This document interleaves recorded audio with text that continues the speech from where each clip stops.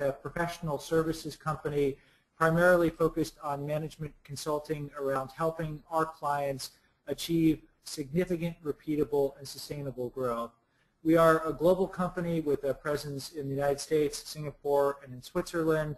This is the only thing we do, helping people solve this problem. We do it in pretty unique ways with a pretty unique approach. And what we're going to be talking about today, the notion of transforming an organization, it really brings all of the different facets of the delivery that we do together. Because to get it right, you need to have the right strategy, you need to build the right capabilities, and you need to accelerate the right efforts. And the reality is, as I think many in our audience will attest to, this is increasingly the challenge that organizations are facing. If you think the world is moving faster than it ever did before, if you think change is happening more quickly than it ever did before, it is. The academic research into how quickly new technologies are emerging, how quickly consumers are adopting technology, show a clear and consistent pattern. Change is happening faster than it ever did before. And that has a predictable consequence. As change happens more quickly, corporate lifespans are shrinking. Our analysis shows that an S&P 500 company is being replaced about every 2 weeks.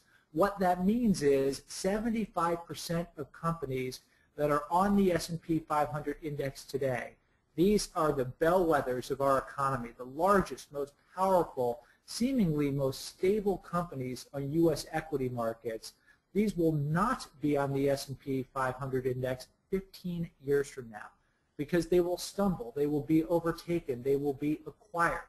The great companies of tomorrow, some of them might be relatively small companies that we don't know about. Some of them might just be glimmers in the eyes of a young entrepreneur. It is a fast-changing world out there, and many companies are struggling to keep up. We're curious to hear from you how you feel the pace of change affecting your business. We're going to light up a very simple poll question here to get a sense from the audience about how well prepared you are to respond to marketplace disruptions. So we'd love for you to key in on the 1 to 5 scale here. A 5, we're changing faster than the market, all the way down to a 1, we're changing much slower than the market. And let's see how close you are to what we see when we're out in the field. The results are coming in. We're going to wait just about 30 more seconds to get the final tally.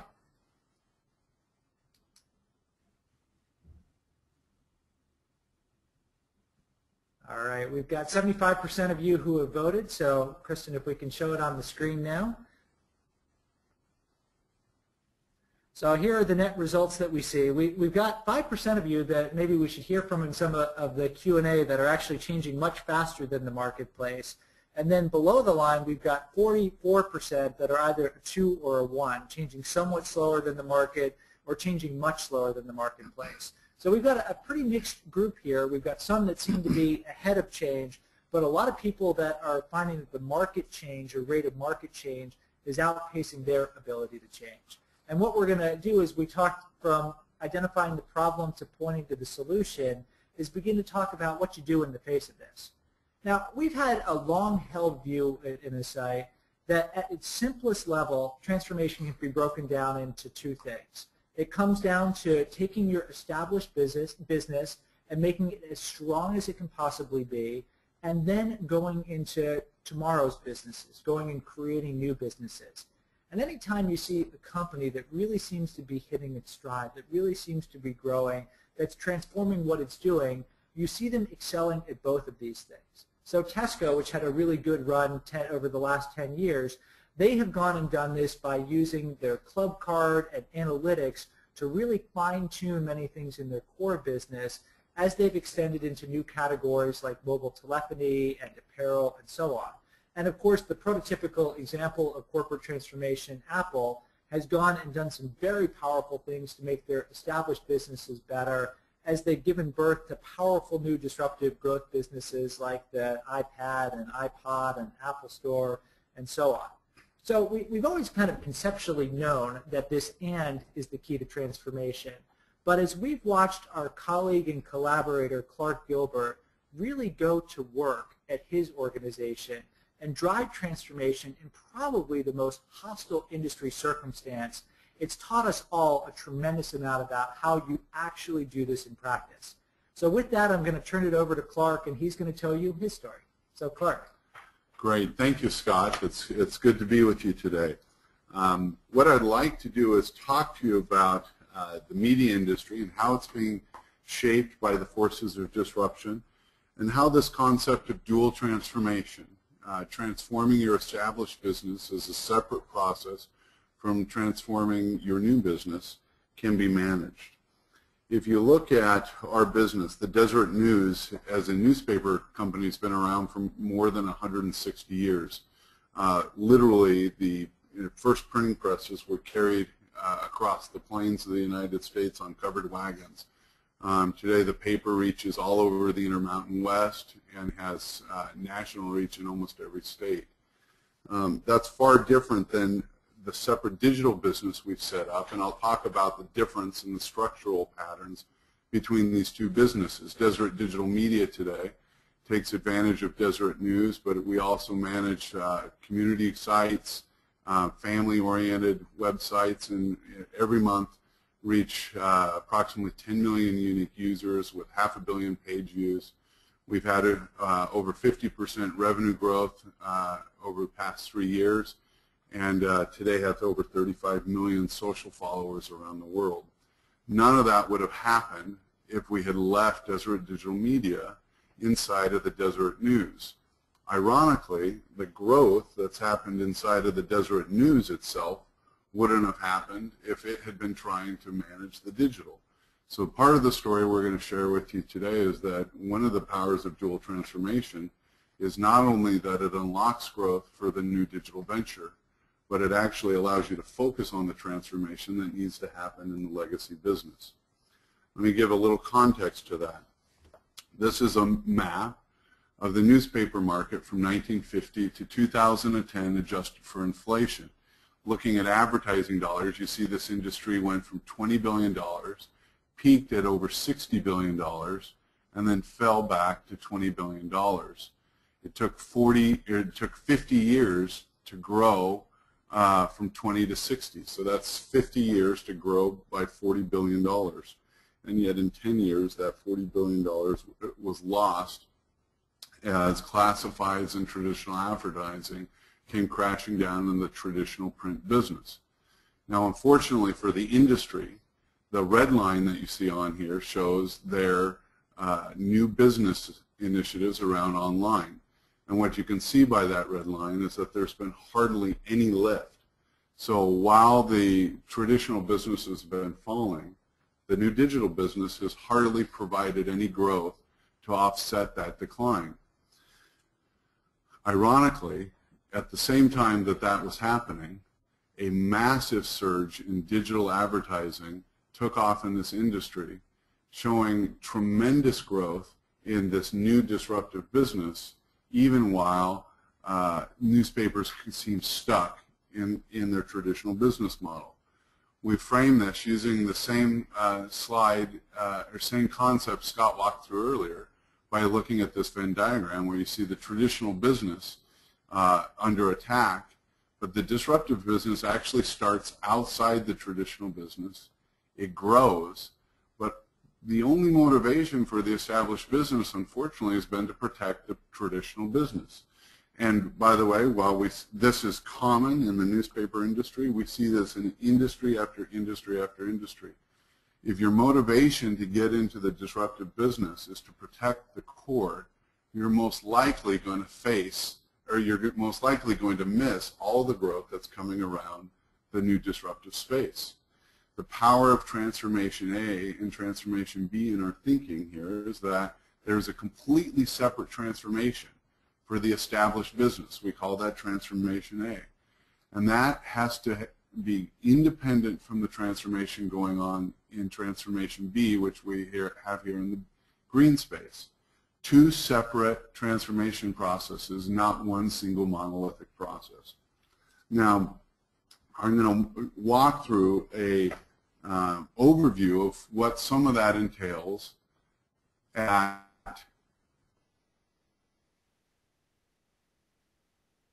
We set up a different transformation process for a print newspaper that was completely separate from the separate digital division we created around Deseret Digital Media.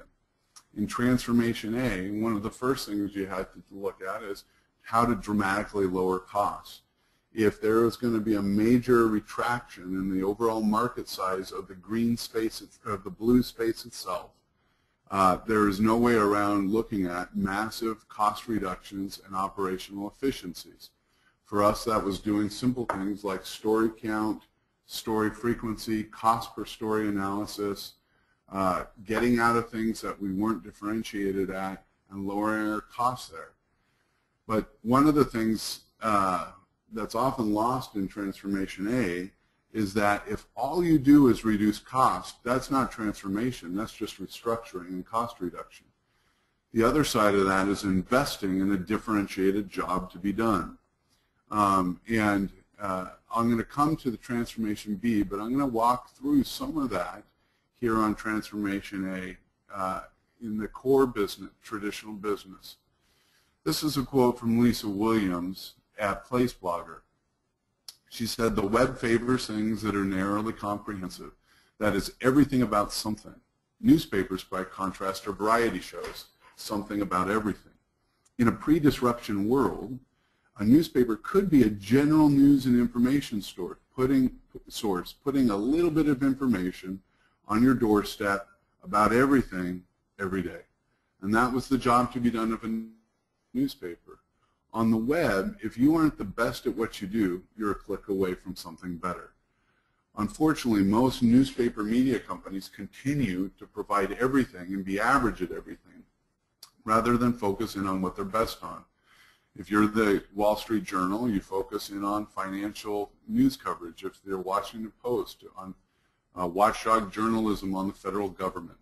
For us at the Deseret News, it was focusing on 6 core areas of editorial emphasis: strengthening the family, faith in the community, care for the poor, values in the media, excellence in education, and financial responsibility. Now, these 6 areas are far less important than the general principle of what are you going to be the best at, and what can you do in a differentiated way in a post-disruption world. Rather than providing commodity news on every topic in the world, the Deseret News said, we're going to be the best, not just in our markets, but in the entire country at covering the family. We'll do in-depth coverage on stories like this one: Fatherless America, a third of children now live without a dad. If you were born in an African-American home, that percentage jumps to 50%. If you're born to a mother who's age 30 or younger, that number approaches 50%. This is the biggest demographic change in the history of the country, and the Deseret News is by far leading out in a national way on this type of coverage. That kind of focus has not only led us to win many national awards for the news we do, but it's also allowed us to have rapid growth. In 2012, in print, we were the second fastest growing paper in America and the fastest growing in our market size. So even in a world where the traditional market's contracting, where cost cutting is going on, we're investing in what can we be the best in the world at? What can we do better than anyone else? And even in a contracting world, that's allowed growth and improved profitability in the traditional Transformation A market. Now, what I'd like to do next, though, is show how that changes in Transformation B. We are located in Salt Lake City, Utah, but if you look at this map, the red circles look at markets where we have up to 25,000 unique users every month. The blue balloons are markets where we have up to 100,000 unique users every month.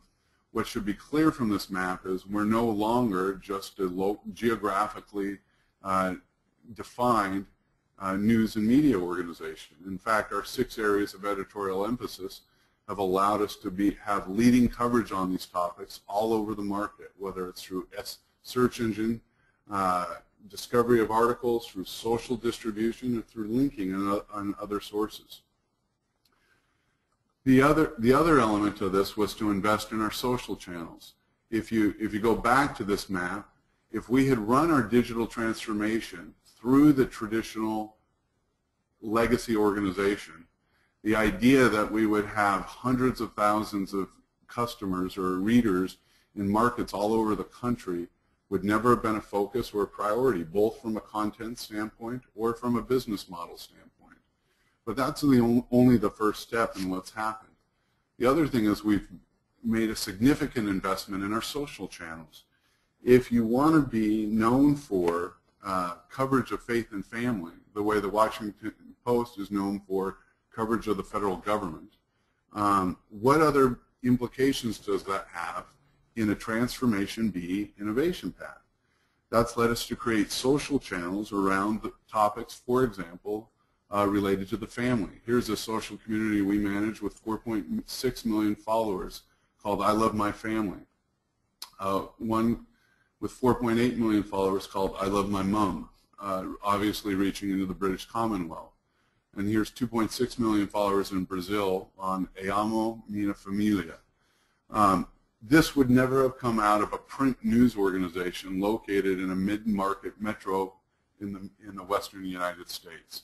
Today we reach over 35 million social followers every month through our social channels, and the Deseret News has become not just a national, but a worldwide source for trusted journalism on the family. The other thing that became clear is you wouldn't build a Transformation B by just moving people over from the legacy organization into the new disruptive organization. In other words, you couldn't just transplant people and say, hey, now focus on Transformation B and then we'll get it. You actually needed different DNA on the team. And this is one of the key factors and often key failures that incumbent organizations make when they try to launch a new disruption. They might recognize through work that Innosight does or through articles they read or their own analysis that a disruption's coming. They might even set it up separately, and we know how powerful that is into building out the disruption. But too often they literally just transplant one set of employees from Transformation A and drop them into Transformation B. And all you've really done is inject the DNA of the parent organism into the new offspring, and you just get DNA replication. What we have at Deseret Digital Media is a whole set of digital innovators. They didn't come to work for a newspaper. They have former head of analytics from Demand Media, the CEO or president of My Family, the CEO of Adoption.com, the head of Yahoo Mail's product, e-commerce people from Overstock, salespeople from Omniture, and this is a completely different DNA that's being built around Transformation B. The other thing that we found is that Transformation B leads to the need to create completely new channels.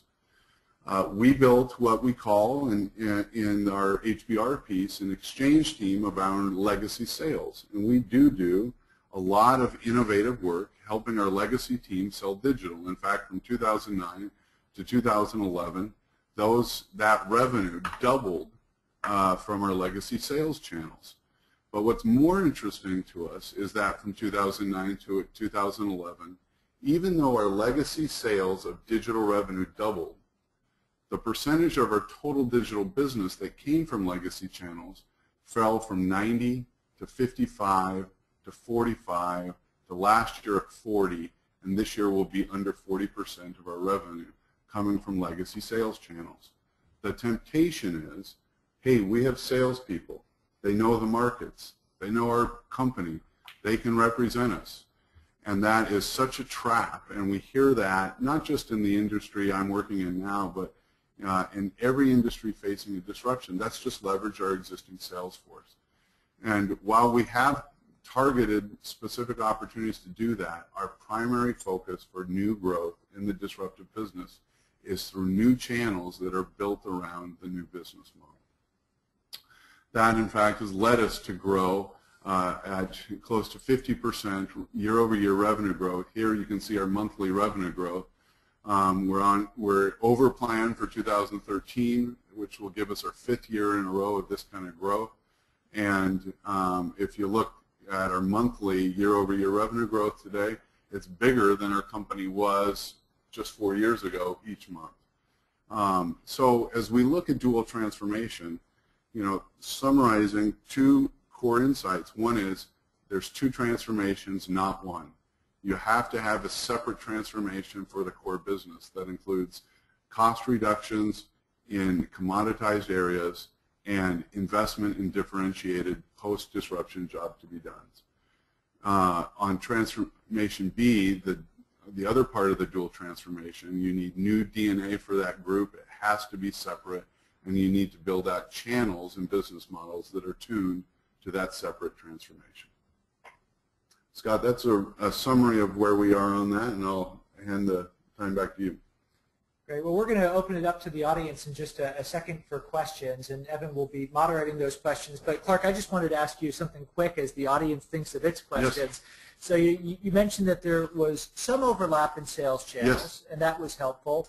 What, as you drove the transformation B on the digital side, what other assets from the legacy core business ended up being important to you? Because it wasn't just that you were going and competing blindly against the world. You did use some of those assets, right? No, it's a great question, and in fact, if you looked at other analogs who've done this, most incumbent firms, Scott, in the media industry have contracted almost to the point where you can't recognize them. But there's been, in addition to the Deseret News, a few other successes. The Atlantic, converting the Atlantic magazine to the Atlantic.com portfolio has been very successful. Forbes, with Forbes magazine into Forbes.com, AutoTrader to AutoTrader.com. In each of those cases, the leverage of the brand as a form of trust in the market was very helpful. Now, most of the winners are startups, so they managed to do it without a brand. But if you can effectively set up a dual transformation, the power of a legacy brand with a targeted disruptive team can be very powerful. The second thing I would probably point to is if legacy clients have their own disruptive teams within them, there's a introduction or a brokering of an introduction to those teams that happens more powerfully if you had a legacy relationship. So where, for example, traditional advertisers have a disruptive division, we've been very successful there, even more so than startups, because we knew them in our legacy business. Great. So Evan, I see we've got some questions coming in from the audience. Can you pass a few over to Sure. Sure. Someone asked about the HBR article we referred to, and it's called 2 Routes to Resilience, Rebuild Your Core While You Reinvent Your Business Model. It's available at Innosight.com. You can go right to the home page, and it's available by clicking through the main panel screen. And we have a really good question about the difference between type A and B. Is the same investment appraisal methodology used for type A and type B business models? Yeah. No, it's very, very different. And Scott and I have both had experience on this. My experience is transformation A investment criteria are very operational, very tactical, very much ruthlessly driven by performance and does it work, quarterly pacing on targets. But even within all of that, a clear definition of what still makes you unique and allowing to invest and let that grow. But this is a very operational world, a very performance-centric world. Great operators do well in this world, and it's really requires senior management to reset forecast scenarios and say, get our cost in line with where this is going. The transformation B side is really venture creation, and that's often a skill set that's not very high in companies. It's something I've seen Innosight do time and time again, is help big companies learn how to launch new ventures. And it's milestone based. It's adapt and learn as you hit certain targets. It's building new entrepreneurial teams. And so it's much more stage gate funding and milestone based than the traditional corporate funding models. The only thing I would add there, I would absolutely agree with everything Clark said. I think the simple way to think about it is in the core business, the traditional corporate finance approach where you go and measure everything and do analysis, et cetera, works very well. For Transformation B, you really do have to have much more of a venture capitalist mindset. And IBM, another example of a large company that has done this, that has transformed and repurposed its core while it's created powerful new growth businesses, it uses this approach. When it's going and creating new businesses, its so-called emerging business opportunities, early milestones are all about learning and market connections, not about the specific dollars of revenues or profits you bring in, because we all know when you're the early stage of creating a new venture, as Steve Blank has put it, what you're doing is searching for a scalable business model, and you need a governance and measurement approach that is appropriate for that. And I'll have a couple more specific thoughts about this in just a few minutes, but certainly it has to be different metrics or it will not work. Clark, how do you compensate new entrepreneurial types to work at a big company? One of our attendees wants to know, do you pay them with phantom equity? What if my organization isn't prominent enough to attract those kind of people from those startup environments? I think phantom equity is a slippery slope for a large company to get into. I've seen it work now and again, but in general, I'm not super bullish on it. I would tend to look to build a culture and identity around innovation and growth in the new venture, so that when you're interviewing and hiring for that people, they can feel it. When I have people, and by the way, I interview every single hire at Deseret Digital Media. There isn't a single person I don't interview.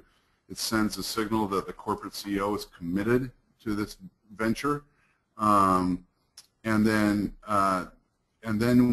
we're ruthless about making sure people fit the culture of innovation, so that when subsequent hires come look at us, they want to work at this place. And you know, I love our newspaper, by the way, and I love our traditional business. But the people in Deseret Digital Media did not come work for a newspaper. They don't feel like they came work for a newspaper. They feel like they're coming to work for the most innovative new media company in the Intermountain West. And that is our goal, is that we are a new media company there. And so your first few hires are key, because they pull the kinds of people along that fit that culture, and getting that right is critical. The other thing is, you know, you find an entrepreneur, but an entrepreneur who's passionate about the space that you're in. You know, for me, you know, I have both people who care about media and also people who care about the family and what its impact will be on the country. My mission's a great source of recruiting. So finding people who are passionate about the products and services you provide, and that you're going to build an identity around a separate group that's innovative and disruptive, and there's a culture there. And you know, I'm sorry they can't. If they walk in and it just feels like another floor in the building, you're not going to win. I'll just echo what Clark has said here. I'd say, based on my experience, it's hard to really attract a capital E entrepreneur who is going to go and start their own business and have autonomy and have all the freedom that a true entrepreneur has. But that doesn't mean you cannot attract people who are entrepreneurial. And the key to attracting them is not exactly how you're compensating them. It's letting them feel that there is a purpose to the work that they're doing, and they've got the freedom to go and have impact. Because when you can do this correctly, and Clark has done it better than anyone, when you can do it correctly, the new growth things that a company launches are really unique, because you get the agility at a startup, but you get the backing of a traditional company, and you can do something that no one else in the world can do. So for those who are motivated by having an impact and working on important things, doing Transformation B work inside a large organization can be incredibly purpose-driven and incredibly empowering. Now, you can't have this be something that isn't real. It has to be authentic. But if you do it right, not that they're going to work for free, but money isn't the primary motivator in many cases. Pay them enough, but then go and really push on these angles. That's good. We have a really good question about how do you convince decision makers in the strategic planning process to pursue brand new jobs to be done or non-core products? I'll start with this one, and I think Clark will probably attest to this given his position in the organization. So I think if you really are trying to transform the enterprise, this is something that has to be driven by top leadership. And top leadership has to set the context, set the decision rules, and help to personally shape some of the funding investments so that resources are allocated to the right place. So if this is something that you're trying to do from the bottom up in the organization, I think, in my experience, you have very little hope of succeeding. You have greater hope if you identify the need before your leadership does, and trying to get leadership to understand it, try to find a senior sponsor for the work, and try to drive the change. Because if you have to, from the grassroots, convince a strategic planning process that might have been honed over the past 30, 40, or 50 years to suddenly act differently, that is very hard to do. Instead, a top leader will say, this is a great planning process for this organization and this problem. We'll now go and create a different process and make sure the right resources get to the right place. Yeah, I remember years ago when I was at the Harvard Business School, we ran a seminar with the CEO and their top 5 reports at a number of companies who were facing disruption. I think we had Kodak there and Hallmark Cards and EMC and the Secretary of the Navy. And we had written cases on each of their companies and then walked through these disruptive patterns. We brought in a CEO of a company who had successfully led a disruptive transformation. And one of the questions came up and he said, well, you get this and you're the CEO. But what happens if your CEO doesn't get it? And his quick response was, then I'd leave the company. And I agree with Scott that if there isn't senior recognition of this, and really, and the senior leadership doesn't actually have to understand everything about Transformation B. They just have to understand what makes it work, that it needs to be separate, that it needs separate DNA, and that it needs to be supported. But the CEO doesn't have to be the wizard of all that's happening in Transformation B. He just has to get that organizational dynamic. We have a really good question about how do you allocate costs associated with shared content that is used by both sides of the business? Yeah, very early on, I wanted to get out of any tit for tat, I'll do this if you do that, and you pay for this because of that, the value we place on it. And first of all, you wouldn't want any entrepreneur to partner with a big company and be forced to use things he wouldn't use in his own startup. And that's true inside of a large corporation. What we do at Deseret Media is that we pay a licensing fee with an overall equity piece that the legacy business gets in the new business. So I effectively have given a third of the equity, quote unquote, of the new business to the legacy business. So a third of all profits from the new business go back to help support the legacy business. That makes them owners in some sense, and when the disruption does well, it benefits the legacy business. The other thing, though, on content specifically, if you recall the Venn diagram we drew with the blue circle and the green circle, most of the new growth in all disruptions is different than the legacy business. That's true in content. So if you look at sites who are doing really well on the internet, who have a legacy partnership, look at The Atlantic, look at Forbes, 60, as much as 70% of their traffic comes from things that aren't in the legacy magazine. So, and that's true, by the way, on our sites. About 60% of the traffic on DeseretNews.com does not come from content that's used in the newspaper. Yet the mindset of the legacy organization is they're using everything we have, and that's just not true.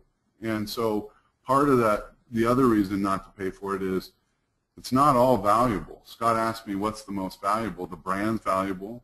In our case, some of the content's very valuable. But if I left all my content to be produced by Transformation A, I would be losing in Transformation B. Over half of my content has to come out of Transformation B. Okay, great. Well, we're going to now move to the next part of the webinar where we build on some of the answers to these questions, talk a little bit more about what we've learned as we've helped other organizations try to do this. We'll have another minute where we pause for questions in about 10 or 12 minutes. So you heard this language of A and B, transformation A, strengthening and repositioning the core, B, creating new growth. The C of the capabilities exchange as you thoughtfully share between the two businesses. Some of the tips that we have come in this ABC language. We've seen in many cases on the A side, a lot of people who are in A will want to participate in the new growth because it's a fun, exciting place to be. As a leader in an organization, you have to be careful about that. Their job is to maximize the cash flow you have to invest in new growth. As Clark said, you need the right people to work on those new growth efforts, many of which are outside the organization. If I can just add one thing here, Scott, understanding this is actually liberating. There's so much psychic energy wasted when a disruption comes of A people trying to be B people, but they're not really B people, and they suddenly aren't very good at A either. And what this first point emphasizes is that by separating the groups, you actually free up A to be good at what it's good at. And you need people who want to be good at that. I mean, I run, in addition to the Deseret News, I also run a TV station. My TV manager and my newspaper editor, they're proud of what we're doing in digital, but they really like their traditional mediums, and they want to be really good at that, and that's what they focus on, and they're passionate about it.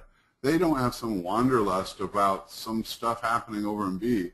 They actually want to be really good in A, and that's a huge challenge. And if you don't have a culture around that, you're missing a lot of opportunity. Great point. On the B side, there often will be a pressure from people who are driving B to be completely autonomous from the core business and not touch it in any way, shape, or form. This is dangerous as well. It is very hard to ever innovate faster than the marketplace. In fact, definitionally, it's impossible to be faster than the market.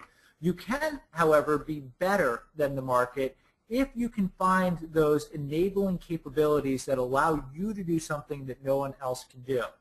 These aren't easy to find. The third thing we've observed on the C side is the so-called capabilities exchange. You heard Clark talk about how we're going to use brand, we're going to use some of the content, we're going to use some of the sales channels. In many cases, I find that people struggle to really identify that which they have that few others have. People will say, well, we've got scale or we're trusted or whatever. Mm-hmm. You need something deeper than that, and you need to thoughtfully select it and manage it to enable the creation of successful disruptive businesses. So those are some of the highest level tips that we have gathered from our work. You've seen this happen in other places. The article that Clark was the co-author on described a very successful transformation at Xerox. You go back about 10 years ago, the company is teetering on the brink of bankruptcy. It has legacy costs. It has huge debt. People are wondering about its survival. Today, it's a thriving enterprise. It's growing. It's doing great. This is because they have done exactly what Clark has done at his newspaper. Transformation A, driven by Ursula Burns. You take the workforce in the core business and you dramatically decrease it from 91,000, cut it by 40%, really focus in on the areas where you can be best, outsource a lot of things to Flextronics and others, and really reposition the core. You then create your Transformation B, the disruptive growth engine. Jim Joyce got it started, Xerox Global Services, to try to find a way to create new growth in the marketplace. And you do this by thoughtfully managing some of the capabilities that you have. You've got this great R&D location, the Palo Alto Research Center, that can do things like create sophisticated analytics that can allow your services arm to support things like EasyPass. The brand name Xerox is a very trusted brand name. It gets you into any organization in the world. Some parts of the sales team are fantastic, and you then cement it by making a big acquisition, ACS, for a few $1 billion. Today, Transformation B, the services part of Xerox, makes up more than half of the business. So a very successful transformation that follows the pattern that you've heard throughout this discussion. So how do you do this? If you're starting from just a blank piece of paper, I want to offer up 3 broad tips, 5 specific areas, and then we'll open it up for questions as well. The first is to build a plan to transform, and this is going to have 3 components in it. The first part of the plan to transform is a deep grounding in the growth gap that you face. Now, we find that many organizations have at least a sense that the future and the present are not in the same place, but if they take a really hard look at the risks that exist in today's business and the potential of their current growth pipeline, if they are honest about it, the gap between where they want to get to in the future and where their current investments will take them is often bigger than they realize. This ends up being your target for transformation efforts, and it is critical that your organization aligns around it. You have to then have a portfolio that can go against your targets. So you've got A and B as an overall metaphor, and you start to think about different types of growth. Ideally, at least one of the things you're doing is what we would call a moonshot. This is something that goes well beyond the frontier of today's business, yet is still credible. We forget this sometimes, but when Kennedy urged the nation to land a man on the moon and bring him back by the end of the decade, he wasn't making this up. He had Lyndon Johnson do a detailed analysis, looked at the underlying technologies, and realized while it did capture the imagination, it was rooted in the underlying trends, it was rooted in the nation's underlying capabilities, and was something that could be achieved. You can derive some of these things using what we call a future-back approach, where instead of trying to linearly extrapolate from today, you plant yourself in the future world and try to imagine the future you're trying to create and work backwards to today. You then create a master plan that takes all of this and puts it into a really detailed view of what you're going to invest, where you're going to invest, what kind of financial impact or financial investments you'll make, and what are some of the key strategic milestones along the way.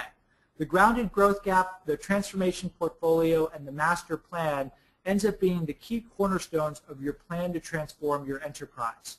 Then, just as we talked about in that answer to the question before, you make sure that you have 2 very different governance mechanisms for the different types of projects you'll be working on. When you're in your core business, when you're doing your Transformation A efforts, when you're scaling the things you already know, you use your annual or quarterly cycles. The group gets to make consensus around decisions. Reviews happen whenever the calendar says they should happen. It's up to top management to run this process, and it really is a number-based analytical process. When you're searching for a new business model, when you're investing, when you're trying to grow, that's when you stage investment like a good venture capitalist tied to risk reduction milestones.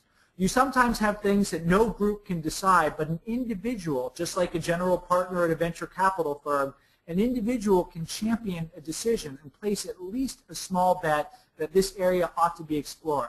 You have reviews not based on the calendar, but when learning comes in. It's not necessarily the top management, but the right management, sometimes involving external people who've got intuition about the businesses they're targeting. And the numbers are a piece of the story, but they're not the entire story. I always think of this quote from Roger Martin, great innovation thought leader, author of a recent book, Playing to Win with A.G. Lafley, very good book. The enemy of innovation is the mandate to prove it. You cannot prove a new idea in advance by either inductive or deductive reasoning. The process that you use for the new stuff, for Transformation B, has to be one that is learning-oriented, that is action-oriented, or you will never do anything new. Finally, again, to reinforce what we talked about before, this has to be driven by leadership. And as Clark and I have observed what he's done and worked with people in other organizations, we've coalesced our view in this in 4 simple words, and they all begin with P. Purpose. There has to be something behind what you're doing that is more than increasing return on invested capital from 13.4 to 13.7%. It's not unimportant to do that, but you need something to motivate people in what can sometimes be some pretty dark times. You've got to really work the people side of it. And Clark mentioned he interviews every person that gets hired to work on Deseret Digital because you need to make sure it's the right human beings for the right tasks. As a leader, you have to have the ability to think about and grapple with paradoxes, passing the old F. Scott Fitzgerald test of holding 2 opposed ideas in the mind at the same time and still retaining the ability to function. Efficiency focused in Transformation A, expansive thinking in Transformation B. It's very hard for an individual to do both of those things, but a leader can evaluate things differently depending on the decision. Finally, persistence. This doesn't all happen overnight. There's going to be some false starts. There are, again, going to be some dark days, but you need to keep pushing forward even in the face of some pretty tough challenges. So those are some of the key tips, and we'd love to just hear from you as we've gone through these areas. What do you think is going to present the greatest challenge? Is it going to be aligning around that growth gap, balancing these different efforts between core optimization and new growth, making a tangible master plan of investments, managing these governance systems, or really getting leadership focused in the right place? We'll give you about 30 seconds to answer this one, then we'll open it up to broad questions, then we'll give you 2 minutes of thoughts, and then we'll send you on your way for the day. So the polls here in Boston are open and the votes are coming in.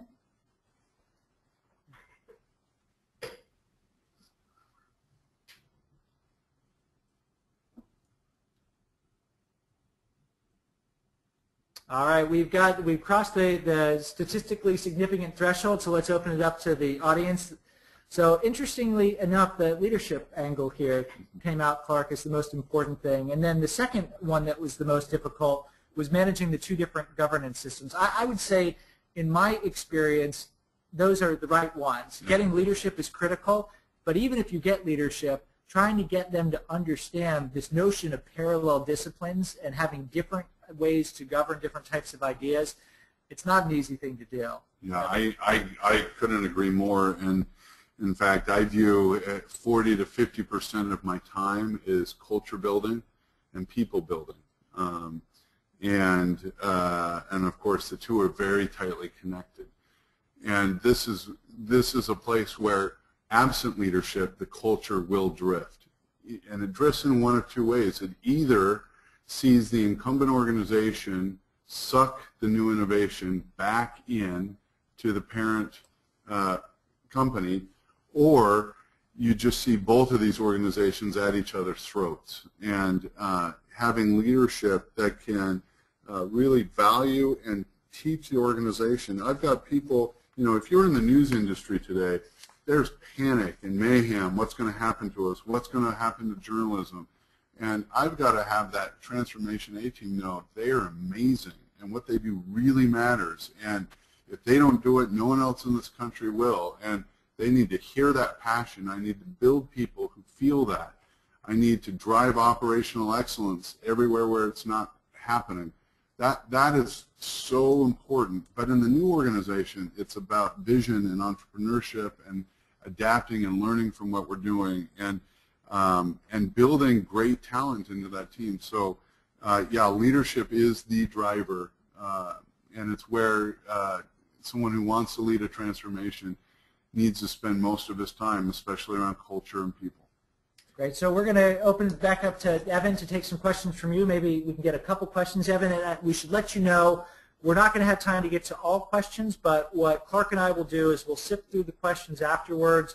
We'll see some common themes, and we'll post something up on Innosight's blog that pick up some of the most common things that we saw. So, Evan, give us a couple hard ones. Yeah, this is a good one. How do you prioritize new growth opportunities? Is it by size, closeness to the core? Is there the issue of what will encroach on the core business? I don't usually overthink about its impact on the core business. There are a couple of places where that's, affects us. Like in our business, classifieds has been disrupted. We have a free classifieds business that we've built. Well, that definitely has an impact on the core business. Mobile's another one where, the CPM, the advertising rates on mobile are lower than traditional business. So should I not invest in that because it could hurt the core business? The answer is, where's the market traction? And that has to be the answer, because if you aren't building your organization to move where the market's moving, then you lose, and someone else will win.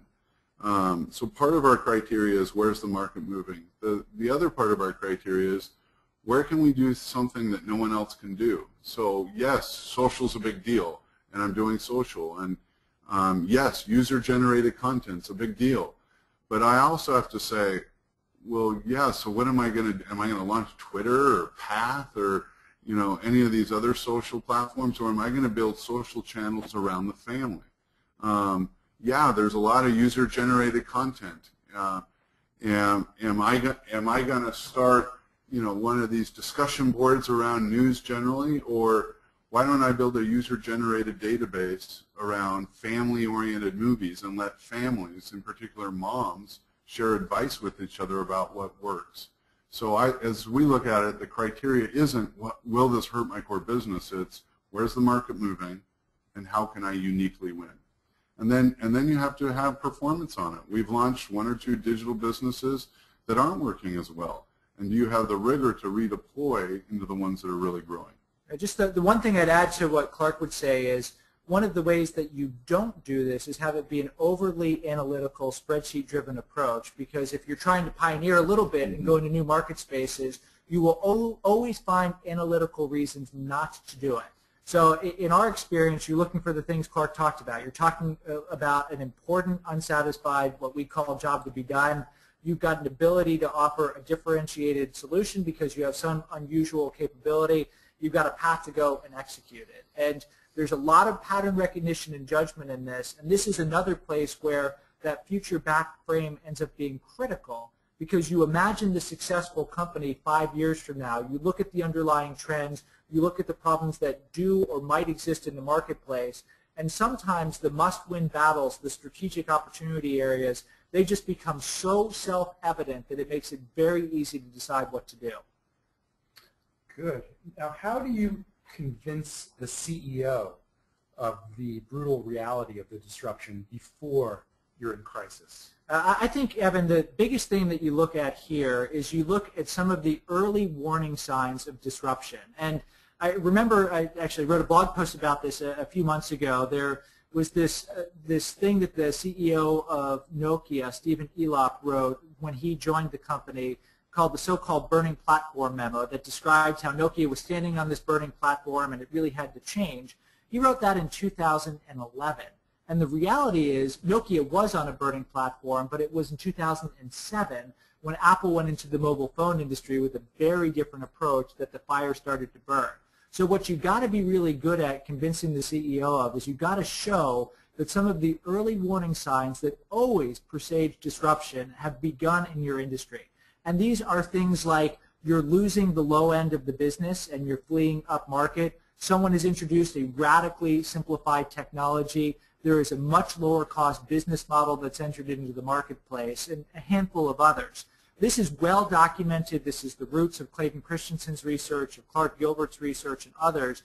And if you look, you can always spot these early warning signs before they materially affect your business. So one key thing is to look for those early warning signs and show the CEO in other industries when these early warning signs have started, what ends up happening to the incumbents that are asleep at the switch. The signs are always visible if you look in the right place. Yeah, I think one of the challenges is that incumbent CEOs are built to try to grow and sustain their core business. And if they really understand their job, it's to lead transformation, not just to grow the traditional business, because at some point the greatest leadership challenge will be leading every company through transformation. I think Innosight has a great practice of showing a pattern in other industries, and one of the things I think can help, and you can find it all over on Innosight's site or with articles that they've published, where if a CEO can see the pattern in other industries, but get your CEO, one of the HBR articles, get them to an Innosight workshop. One of the powers, I think, of the Innosight leadership team here is they really understand how to help people see the intuition around disruption, which is, at the face of it, very counterintuitive, but once you understand the patterns, it becomes much easier to see. Great. Well, we got a lot of other great questions, but just in the interest of time, we're going to wrap up here. We might, again, or we will answer some of those other questions on our blog. So what we've been talking about today is something that calls to mind a little bit the Oscar Wilde quote about second marriages, the triumph of optimism or hope over experience. We're talking about large companies successfully innovating and transforming, The track record is not particularly good. Dick Foster, a long-term collaborator of ours, 2 decades or 3 decades ago wrote The Attacker's Advantage. Clayton Christensen, our co-founder, in the 90s wrote How New Technologies Cause Great Firms to Fail. You have recent titles like The Innovator's Extinction, How Best Intentions Will Drive Your Company into the Grave. You have Paul Graham from Y Combinator with this great quote that running a startup is like being punched in the face repeatedly, but working for a large company is like being waterboarded. In the face of all this, in the face of very real challenges, there are a few. You heard about Deseret, you heard about Xerox, you heard about IBM, other examples like Medtronic and Syngenta, a few large companies that have figured out how to get the best of both worlds, combining together unique, difficult to replicate assets with just enough entrepreneurialism under this guise of dual transformation to unleash massive impact in the markets that matter to them. After all, Archimedes once said, "Give me a lever long enough and a platform on which to stand, and I will move the world." Yes, it can be hard inside a large company, but you've got capabilities that can serve as your platform. Innovation and dual transformation can be your lever. And Clark and I hope that we have helped through this discussion in your efforts to move the world. So with that, I'll turn it over to Evan to call our webinar to a close, and thank you all very much. And Clark, thank you very much. Thank you. Yes, on behalf of Scott and Clark and Innosight, we're grateful for your time and attention today. A number of people have asked about you will be getting an email when the recording of today's session is available to forward to colleagues. And we also welcome you to contact us through Innosight.com. Please follow Scott on Twitter at ScottDAnthony and check out his regular blog on hbr.com. Scott and Clark would love to hear from you through the email address on their site on the screen right now. So again, on behalf of Innosight, thank you for attending and enjoy the rest of your day.